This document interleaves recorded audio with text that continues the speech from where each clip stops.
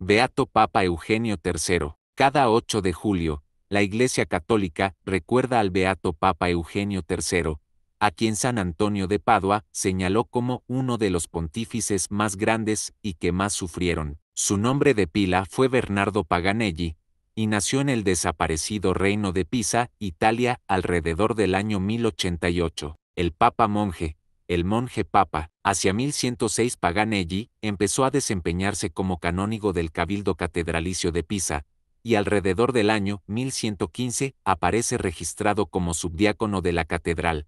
En algún momento, entre los años 1134 y 1137, fue ordenado sacerdote por el Papa Inocencio II, quien residía en Pisa en aquel momento. Bajo la influencia de San Bernardo de Claraval, en 1138 ingresó en la Orden del Císter, cuando bordeaba ya los 50 años de edad. Posteriormente se trasladó a la célebre abadía cisterciense de Clairvaux-Claraval, en Francia. Al convertirse en monje, tomó el nombre de su abado superior, Bernardo, manteniendo su nombre de pila, cuando el Papa Inocencio II pidió que algunos cistercienses fuesen a vivir a Roma. San Bernardo envió a su homónimo como jefe de la comitiva. El grupo de cistercienses se estableció en el convento de San Anastasio Tre Fontane. Años después, a la muerte del Papa Lucio II en 1145, los cardenales eligieron como sucesor a Bernardo, el abad de San Anastasio. El nuevo pontífice tomó el nombre de Eugenio y fue consagrado en la abadía de Farfa. El beato fue el Papa número 167 de la Iglesia Católica, el primer cisterciense en sentarse en la sede de Pedro. La tradición recuerda que siempre vistió el hábito de su orden, incluso mientras ejerció el pontificado, hasta el día de su muerte, en defensa de la cristiandad. En enero de 1147, aceptó con gusto la invitación que le hizo Luis VII de que fuese a convocar la cruzada a Francia.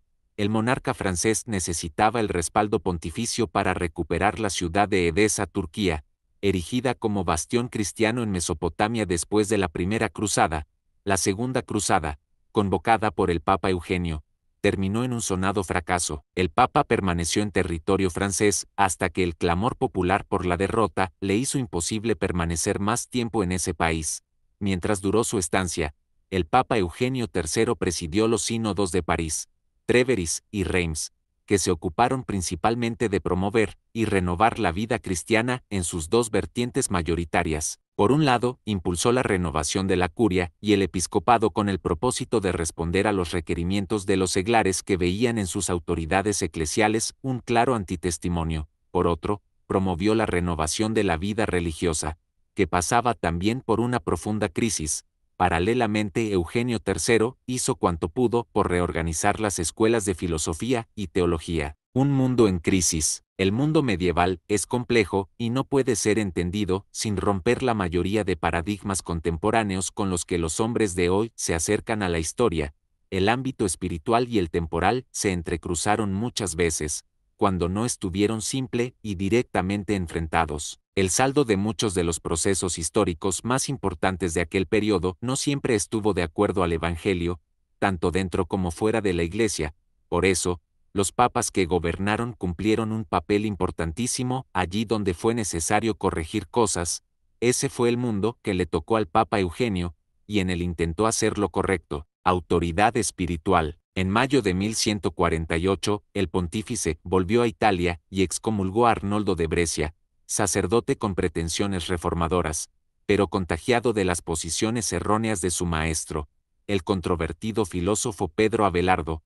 Brescia encabezó un movimiento cismático. Ya el Papa Eugenio había combatido en diversas oportunidades distintos intentos por abolir la jerarquía eclesial y construir una iglesia de puros, de no contaminados con los evidentes errores o pecados de muchos miembros del clero. El Papa Eugenio, además, tuvo que aliviar a lo largo de su pontificado numerosas tensiones políticas, generadas por las luchas de poder entre los reinos de Italia, las que solo amainaban cuando los poderosos coincidían en la animadversión al poder papal, tanto espiritual como temporal. San Bernardo, consciente de la dureza de las batallas que el Papa libraba, dedicó al sumo pontífice su tratado ascético de Consideratione, donde afirmaba que el Papa tenía como principal deber atender los asuntos espirituales y que no debía dejarse distraer demasiado por asuntos que corresponden a otros fueros. Eugenio III, quien había partido de Roma en el verano de 1150,